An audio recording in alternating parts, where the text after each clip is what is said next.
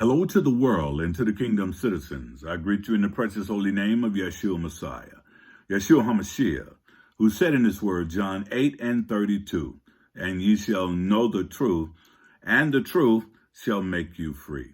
Hi, I'm Dr. John Curry, Ambassador, Pan-African, and welcome to the Embassy of the Kingdom of Heaven on Earth. If you want to follow this podcast, please subscribe to JC Global, Embassy TV 1, ring the bell, and hit the thumbs up button.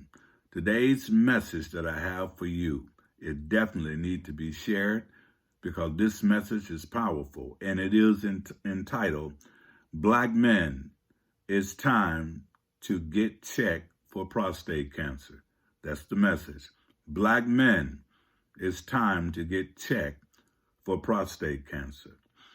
The reason why I wanted to do this is because I know there are a lot of Black men that have not been checked for prostate cancer. And what they've done is just to move on. They go to the doctor and they do not ask for a PSA score. And that's prostate specific antigen. That's PSA, prostate specific antigen. And that's a score that can tell you where you're at if you have prostate cancer or not. But some of the warning signs that I think is very important for Black men or any other male to understand, but the reason why I'm specifically pointing out Black men is because we're dying quicker and faster than every other group because we do not want to get our prostate checked. Well, how do you get a prostate check? Well, you go into the doctor's office. If it's your primary doctor, he's going to bend you over and he's going to put his finger in your behind. And by doing that, he's checking your prostate to see if it's gotten larger or if it's smaller. If it's smaller, you don't have to worry about it. But if it's gotten larger, then he began to do some blood work on you to find out what your prostate specific antigen score is. And that's your PSA score. When he discovers that, then you may have to go to the next step. But before you even get there, you can know exactly where you at before you even go see your doctor, because he may ask you some of these questions. And what I want you to understand is that these are some of the signs that you will know that something is going on with you, be it prostate or being something else. Once he do the rectum check with a finger and checks out and he finds out that it's smaller, he may find out that it's larger and that you may be going through some things. He's going to ask you these questions. And that is that if you got these symptoms, then you'll know that you need to get something done quickly. And that is a need to urinate frequently, especially at night. You just got to urinating, you lay down in the bed, 5-10 minutes later, you got to get up and go again. The difficulties, number 2, starting or holding back urine. The difficulty of starting urine. You know, you're standing there for a while and you can't bring it out. And then there will be times you come and it just go out. You know, you can't hold it back.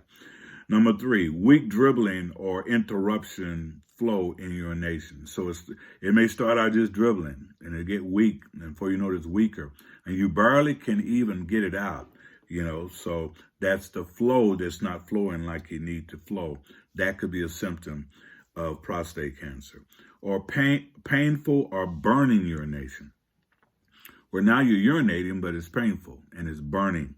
That could be a sign of prostate cancer. Difficulties having an erection. You just can't do what you used to do. It just won't come up. That could be a sign of prostate cancer. A degree of the amount of fluids in ejaculation. You have a small amount of your ejaculation. The semen is not like it used to be. Or painful ejaculation. You know, you're ejaculating, but it's painful. It hurts when you ejaculate. The next one is blood in your urine or semen. Okay, blood in your urine or semen could be something that you have to really check out because that could be a great cause of possibility of prostate cancer. These are all symptoms that can lead to that. Then the next one is pressure or pain in the rectum. Pressure or pain in the rectum. That when you're trying to do a number 2, now you got pressure and you got pain in your rectum. The last one is pain or stiffness in the lower back, hip, or pelvis. So all of these things can bring a physician, someone to the point where they'll know that you're wrestling with something else, and it may not just be these symptomatic things. It could be greater, and that greater thing that it could be dealing with could be prostate cancer. And when you're dealing with prostate cancer, it's nothing to play with. So, black men, it's time to get checked for prostate cancer. It was a doctor at Bethesda, medical physician, who screened for prostate cancer. Pacific PSA, that's prostate specific antigen. And that he went and he did a lot of great work on that, and he was studying it, and he found out that many times with black men, things are not working as well as they will work with white men. Let's go in and see exactly what it says. The reference range in common use were derived from the white population. In other words, they were studying white men to come up to find out what would be their prostate specific antigen score, PSA score. And what they discovered, Dr. Mall said, his study compared the PSA in 3,475 men. And these was all military men with no clinical evidence of prostate cancer. So they had no evidence of prostate cancer. And he went on and discovered even more that the investigation found the PSA level was significantly higher for black men. Think about that. It was significantly higher for black men. What does that mean? That simply means that a white man can go in and get his PSA score, and it may be a 6 or a 7. Okay, the black man go in and get his PSA score, it may be a 6 or 7, but it's too late then. Okay, for black men, the question would be, how old should you be, and what should your PSA score? The warning sign should come up for black men is that when you go in and you get your PSA score, that's prostate specific antigen score, that needs to be for you to really understand that you need to go and get some help. If it's 1.3, 1.4, or even a 1.5, you need to get some help to find out exactly what's causing your score to be that high. So Dr. Mall found that out and did some great work and said that there was more variation in the PSA level with increasing among black men than white men. In other words, by the time they get to many of us as black men, it's too late. Why? Because we don't want a doctor putting a finger in our rectum. We want to make sure that we're pleasing our wives. You know, some of us, all you think about is sex. And as a result of that, you want to keep your erection so you don't get it done. You just go and go and go, and your number can get up all the way to 10 or 11, and some men let it go to 12. But what they don't understand is that when it get that high, it can metastasize and become cancer and go all through your body, get in your lymph nodes, get in your hips, get in your chest. It can do all of that stuff. So when you're at a 1.2, 1.3, 1.4, you need to be getting things checked out to make sure that it won't metastasize and get into all the other areas of your lower body. Another thing, it talks about the traditional age for specific reference ranges. In other words, there are some people say, well, when you get 40 years old or 50 years old, that's when you get checked. No, I say, and according to reports that I'm reading, I say that you need to get checked if you know your historytic. If you're histrionic where your daddy had prostate cancer or your granddaddy, you need to get it checked right away. You need to get it checked, and not only get it checked, you need to make sure your PSA score is low enough where you have time to be able to do what you need to do. Also with that, you have to understand that the sensitivity in blacks are different from the sensitivity in whites. You see, the poor sensitivity is especially disturbing because black men are at a higher rate than white men. Understand that. Black men are at a higher rate of death, dying from prostate cancer, than white men. Why? Because most of black men do not want to go and get it checked. Most black men say, if I do that, I won't be able to please my wife. But you'll be alive. And as you move on, you can go to your urologist and they can get you right back to where you was. Okay, so it's not something to be so terrified of that you don't get that PSA score. The PSA score is the main thing you want when you leave the doctor's office. You want to make sure your PSA score is not highly elevated where it can cause you to get prostate cancer, and you're doing these things and you're going where you're going, you're making love to your wife and all that, and then later on, 2 years later, you find yourself no erection and you're about to die with prostate cancer because the cancer has mutated all through your body. The problem was the traditional strategy of 95 specific antigen, which resulted in a very low sensitivity for black males. The researchers then used their new PSA data to develop a reference range that would have 95% sensitivity and acceptable specific antigen for black men. So what they end up doing, according to the American Urologists Association, they created a test that black men can be tested and they can know early rather than knowing later about when a black man needs to be checked out, when he needs to get himself checked for prostate cancer. That's why I open up with black men, it's time to get checked for prostate cancer. Now, something that I also want to share with you, I would just share with you my story. I am a cancer survivor of prostate cancer, and it's amazing how God did it. And being a cancer survivor of prostate cancer, I really have what I think I need to share, and I've been sharing it on different types of DVDs and CDs and doing prostate cancer for sports athletes, trying to let them know that this is serious if you're going to continue to live the lifestyle that you're living. So my story starts in 2010. I did not want to go to doctors, so I told my wife that I'm not going. I normally get my annual physical every year, and I said, honey, I'm not going this year. I'm feeling good. I was in the gym 4 or 5 times a week, lifting weights, running, very athletic, doing what I do. And I said, why am I going to see the doctor? I'm feeling great. I mean, I really was feeling great, you know, and feeling good, doing good, lifting up weights, holding my own in the gym. And I said, there's no need to go this year. I'm about past that. That was 2010, okay? And my wife kept nudging me. She kept telling me, John, you need to go. You need to go get it done. And I said, well, why you want me to go get it done so bad? I said, I'm telling you, I feel great. I feel fine. There's nothing wrong. She said, no, I don't. You just need to get your physical done every year. So being prompted by her and being nudged by the Holy Spirit, I decided to go get it done. And when I went in to get it done, and by the way, my physician at that time was white.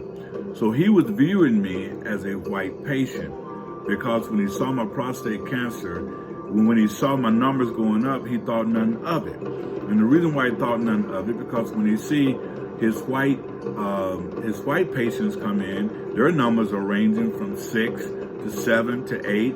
And it was nothing of it because their specific antigen is different from mine. Their prostate specific antigen is different than mine. Okay, so as a result of that, I guess a few years went by and all of a sudden it became an alarm clock to him. And when he saw it and he told me that, John, you need to go see a person, a neurologist that specializes in dealing with prostate cancer. I said, for what? Why? What's going on? He said, well, your PSA score is 4.5, aggressive prostate cancer. And I said, 4.5? And he said, yes. But he didn't say progressive prostate cancer. My urologist called me later. He says 4.5, and I'm at alarm on this. So I end up going to see my urologist.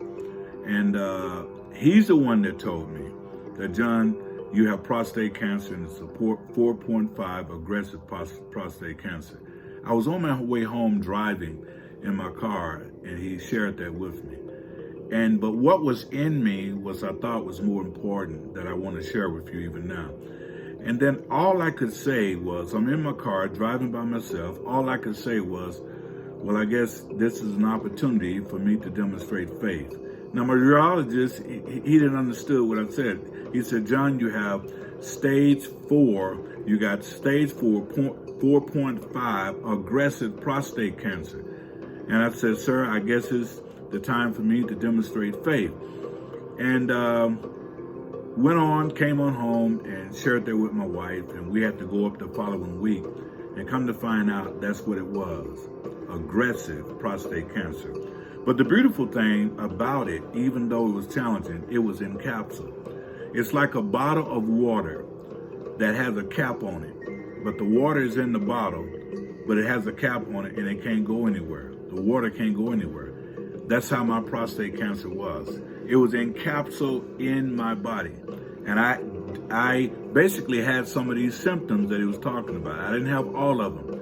Many black men won't have all of the symptoms. Many black men just may have a few of the symptoms. And in some cases, many black men won't have any of the symptoms. That's why you have to get your prostate specific antigen score, your PSA score. When you go see your primary, ask for your PSA score so you will know where you're at on the score. And remember, if it's a 1.2, 1.3, 1.4, you need to be talking to a urologist, and hopefully it won't spread before you get a chance to talk to a urologist. So what I end up doing, having robotic surgery, where they go in and they basically cut the prostate out. It was a 4.5, 5 hour surgery. And once I got finished with this surgery, I had to wear a catheter that connected to my penis so I could be able to urinate into the bag. And while doing that, it was extremely painful. So if you got a problem with your wife or your girlfriend, or you got a problem with someone that loves you and you always creating problems, you really want to be on your best behavior when you get a catheter put into your penis. Why? Because it's very painful. Now, there come to a point where you get used to it, you know how to walk, you know how to do that stuff. But you don't want to be loud and hollering and cussing folks out with a catheter in. I just thought I'd throw that out to you because it's real. So once you get that done, and mine was done robotically, once you get that done, then you can begin to take medications, and then you see a urologist, and from there, recovery time could be anywhere from 30 days to 60 days, depending on your recovery. Mine was less because I listened and obeyed. So once you get that done, then you can go to a neurologist and you can get yourself back together. You can find yourself going back to the gym gradually. You can find yourself gradually beginning to have sex with your wife. You can find yourself barely coming back to yourself. So the same things I was doing before I had prostate cancer, I do those same things now when I'm in the gym. So it's a life-saving process. You don't have to feel like your life is over. All you have to do is hit it early. I was fortunate that I got on top of it early. My question was always to me is that if I had missed it, I didn't listen to my wife, I didn't listen to the Holy Spirit, I didn't do it. Why? Because I was feeling good. I was feeling like a champion. And I went and got my physical anyway. I believe it's what helped save my life. My wife nudging me over and over again. So I say to the men, listen to your wives. Listen to your wife. When she's nudging you or having that instinct about something, listen to her, because that could be the very thing that can save your life. Along with the Holy Spirit, every man got to make his own decision. So I made my decision based on what my wife said and on feeling like if she's concerned that much, maybe I need to go and get it done.